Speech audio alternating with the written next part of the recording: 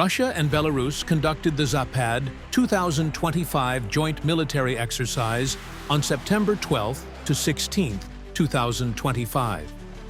The maneuvers took place in various regions of Belarus and parts of Western Russia, amid rising tensions in Europe due to the war in Ukraine and the additional deployment of NATO troops on its eastern border. Zapad has long been seen as more than just a routine exercise. In addition to testing combat readiness, these exercises also serve as a strategic signal to Moscow's geopolitical opponents. This year's iteration once again raises questions about Russia's long-term goals, while demonstrating the increasingly close military integration of Belarus into Russia's defense planning.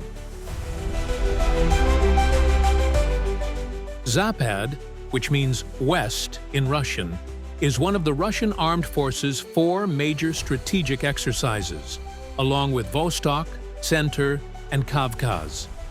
First held at the end of the Soviet era, the exercise was revived after the Cold War to strengthen Russia's influence and reassure allies such as Belarus. In the last 2 decades, Zapad has become increasingly complex, with significant geopolitical weight. A number of previous exercises stood out due to their scale. Zapad 1999 included a simulated nuclear attack, while Zapad 2009, 2013, and 2017 involved the deployment of large forces, advanced air defense systems, and electronic warfare operations. Zapad 2021, with nearly 200,000 personnel, was considered the most extensive exercise to date and provided an early glimpse of Russia's invasion of Ukraine in February 2022. The absence of similar large-scale exercises in 2023 and 2024 marks the longest hiatus in modern history. This was influenced by Russia's focus on the war in Ukraine and the enormous pressure on its armed forces. Therefore, the return of Zapad in 2025 has a double strategic significance. It is both a drill to prepare for possible future conflicts and a demonstration of Russia's military resilience amid a protracted war.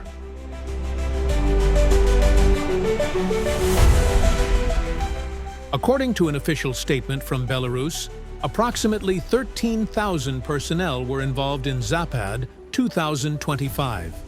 This number is still within the limits of the OSCE Vienna document notification, although Western observers believe the actual number is likely to be higher.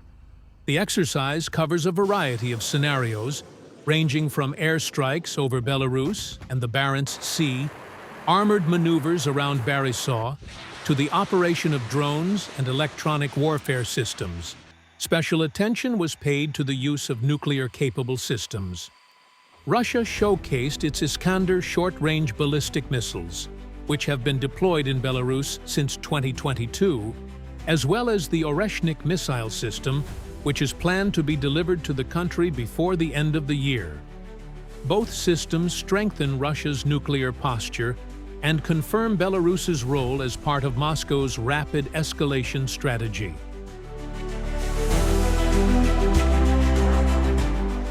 The exercises also involved testing other strategic weapons systems. The frigate Admiral Golovko fired Zircon hypersonic missiles in the Arctic, while Russian coastal defense forces operated Bastion systems with Onyx anti-ship missiles. In the air, 2 160 strategic bombers carried out combat missions in the Barents Sea, escorted by MiG-31 jets, including variants equipped with Kinzhal hypersonic missiles. Su-34 fighter bombers also carried out precision strike missions, supported by the Northern Fleet's long-range anti-submarine aircraft.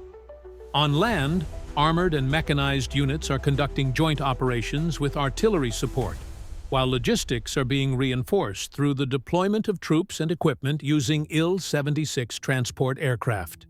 Additionally, unmanned reconnaissance and attack systems, along with advanced electronic warfare technology, are being tested to disrupt enemy communication networks. Zapad 2025 marks a significant change in the approach of Russia and Belarus.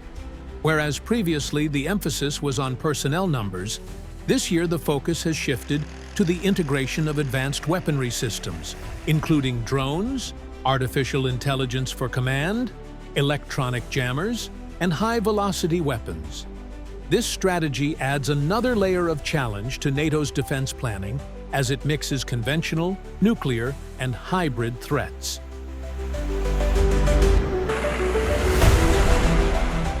Geopolitically, this exercise underscores three important points. First, Belarus's integration into Russia's defense structure is becoming increasingly apparent, including in scenarios involving nuclear assets. Second, Russia demonstrates its ability to continue operating advanced weaponry systems, even though most of its military resources are absorbed by the war in Ukraine. Third, the exercise focuses on operational scenarios relevant to potential escalation in NATO's east, the application of hybrid tactics, and nuclear readiness simulations. In a geographical context, the Baltic region and the Suwałki Gap are seen as major flashpoints, given that this narrow strip of land connects Poland and Lithuania while separating Belarus from Russia's Kaliningrad exclave. In addition, Belarus is predicted to continue to be used as a launchpad for missiles and drones into Ukraine, putting additional pressure on Kiev's defense system.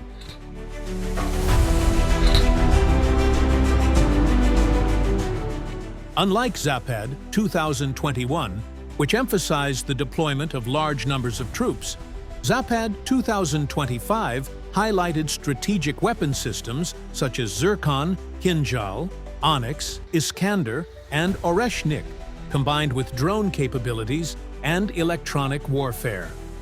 For NATO, this exercise serves as a reminder that the threats it faces are not only large-scale conventional invasions, but a combination of nuclear threats, hybrid operations, and rapid escalation strategies. Thus, Zapad 2025 reflects Russia and Belarus's readiness for prolonged confrontation, both with Ukraine and with NATO defenses in Eastern Europe, while maintaining room for unpredictable sudden moves.